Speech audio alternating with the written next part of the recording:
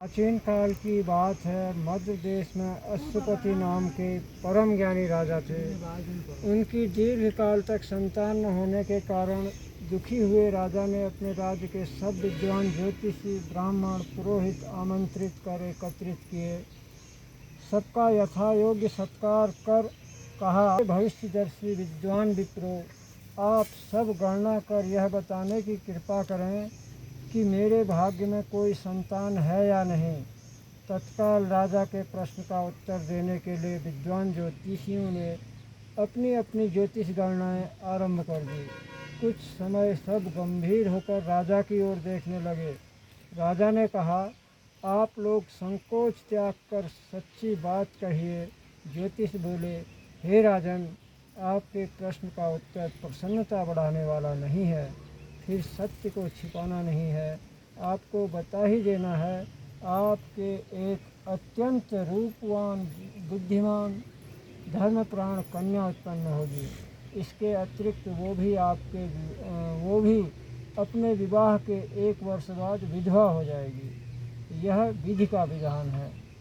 ज्योतिषियों की भविष्यवाणी सुनकर राजा बहुत दुखी हुए। वे कन्या और अपने राज्य की भविष्य की चिंता में बहुत दुखी हो गए। कालांतर में राजा के एक कन्या उत्पन्न हुई। वह समयानुसार बचपन व्यतीत कर युवा हुई और विवाह योग्य आयु की हो गई। राजा अपनी कन्या के विवाह का परिणाम सोचकर भी दुखी हो गए। वे ये विचार करने लगे कि कुछ बचाव का प्रयास किया जाए। ऐसा सोचते सोचते देव प्रेरणा से राजा को नारद जी का स्मरण हो आया। धर्मात्मा राजा ने आवाहन कर नारद जी को बुलाया और सारी बातें बता दी। नारद जी कुछ पल विचार कर बोले, हे राजन, तुम अपनी कन्या के विवाह का दायित्व उसी पर छोड़ दो। तुम अपनी कन्या से कहो कि वह अपने लिए स्वयं ही कोई योग्य वर तलाश ले। तुम्हारी कन्या जिस युवक को अपने भावी पति के रूप में तुम्हारे सामने प्रस्तुत करे, तुम उसी के साथ अपनी कन्या का पूर्ण शास्त्रोक्त विधि से विवाह कर दो। राजा ने अपनी कन्या सावित्री को बुलाया और नारद जी की बातें बताकर पूछा, हे पुत्री सावित्री, तुम कहो तुम्हारा क्या विचार है। सावित्री बोली, हे पिताजी, मैं नारद जी के आदेश का प्रसन्नतापूर्वक पालन करूंगी। राजा को कुछ सांत्वना प्राप्त हुई। अब राजपुत्री सावित्री ने सखी सहेलियों, दास दासियों और अनुचरों सहित भावी पति के योग्य व्यक्ति को ढूंढने में भ्रमण करना प्रारंभ कर दिया। अनेक नगर वन प्रांत पार कर सावित्री एक छोटे से रमणीक जंगल में पहुंची। वहां पहुंचकर सावित्री ने अपना रथ रुकवाया। कुछ देर प्रकृति की सुंदरता निहारने के बाद सावित्री विश्राम करने लगी। आँख खुलने पर एक वृक्ष की डाल पर बैठकर कुल्हाड़ी से लकड़ी काटता एक सुंदर बलिष्ठ गौरवर्ण युवक दिख पड़ा। उस युवक को देखकर सावित्री का ध्यान उस युवक के चेहरे के भावों, मुखाकृति और स्वभाव का अध्ययन करती रही। युवक का मौन निरीक्षण करते हुए काफ़ी समय व्यतीत करने के बाद सावित्री ने अपने अनुचरों द्वारा उस युवक को बुलावा भेजा। सावित्री द्वारा बुलाए जाने पर सत्यवान उसके पास आ पहुंचा। सावित्री द्वारा परिचय पूछे जाने पर सत्यवान ने कहा, हे राजकुमारी, मैं एक दरिद्र प्रभावित कुलीन युवक हूँ। इस जंगल में रहता हूँ। मेरे साथ ही मेरे माता पिता भी रहते हैं। वे अंधे हैं। मैं जंगल की लकड़ी काटकर बाजार में बेचता हूँ। इसी से हम तीनों प्राणियों का जीवन निर्वाह होता है। मेरा नाम सत्यवान है। आप कहिए, मैं आपकी क्या सेवा करूं। उस सत्यवान नामक युवक की शालीनता, शिष्टता और स्पष्टवादिता से सावित्री बड़ी प्रभावित हुई। उसने युवक के गुणों से प्रभावित होकर उससे विवाह करने का निश्चय किया। ऐसा निर्णय लेते ही सावित्री ने युवक से शांत गंभीर स्वर में विनम्रतापूर्वक विवाह का प्रस्ताव रखा। सावित्री का प्रस्ताव सुनकर सत्यवान ने कोमल नम्र स्वर में कहा, हे राजकुमारी, मेरे साथ विवाह करना आपके लिए उचित नहीं है। मेरे साथ आप भी दुखों और संकटों में घिर जाएंगी। इसके बाद सावित्री बार बार विवाह का आग्रह करने लगी। सत्यवान तरह तरह से समझाता रहा, लेकिन सावित्री के हठ करने पर सत्यवान ने कहा, समीप ही मेरी कुटिया है, वहाँ मेरे माता पिता हैं, आप उनके पास चलें, अच्छा हो कि यह बात उनके सामने हो। सत्यवान के प्रस्ताव से उत्साहित होकर सावित्री उनकी कुटिया में गई। वहाँ सत्यवान के अंधे माता पिता ने सावित्री को हर तरह से समझाया, पर सावित्री ने अपनी ओर से उन्हें तरह तरह से आश्वस्त कर विवाह की स्वीकृति प्राप्त करने में सफलता प्राप्त कर ली। सत्यवान ने भी विवाह के लिए स्वीकृति दे दी। सत्यवान की कुटिया से लौटकर सावित्री अपने पिता के पास पहुंची और संपूर्ण वृत्तांत बता दिया। सावित्री अपने पिता से वार्तालाप कर रही थी कि उसी समय नारद जी आ पहुँचे। वे बोले, तुमने अपना पति किसे चुना है? इस पर सावित्री ने पुनः सारी बातें नारद जी के सामने भी दोहरा दी। नारद जी बोले, सत्यवान एक गुणवान, रूपवान, सदाचारी सज्जन युवक है, परंतु विवाह के 1 वर्ष बाद ही उसकी मृत्यु हो जाएगी। इसलिए हे सावित्री, तुम अपने लिए पुनः किसी अन्य व्यक्ति को चुनो। सत्यवान अल्पायु है। नारद जी की बात सुनकर सावित्री बोली, हे नारद जी, देव भय से मैं धर्म विमुख नहीं हो सकती हूँ। हिंदू नारी जीवन में एक बार अपने पति का चुनाव करती है। मैं सत्यवान को अपना पति चुन चुकी हूँ, अब वचन भंग का पातक नहीं करूँगी। नारद जी और सावित्री के पिता ने उसे तरह तरह से समझाया, पर सावित्री सत्यवान से ही विवाह करने पर दृढ़ रही। तो नारद जी ने कहा, तुम्हारा कल्याण हो, जीवन सुखी हो। नारद जी आशीर्वाद देकर विदा हो गए। सावित्री की इच्छा अनुसार उसके पिता ने उसका विवाह सत्यवान के साथ कर दिया। सावित्री को ज्ञात था कि 1 वर्ष बाद उसके पति की मृत्यु हो जाएगी। ऐसे में यदि शंकर जी को प्रसन्न कर लिया जाए तो विधि के विधान पर भी विजय पाई जा सकती है, क्योंकि शंकर जी के विषय में प्रसिद्ध है, मेट ही कठिन कुअंक भाल के, भाव हूँ मेट सकहि त्रिपुरारी।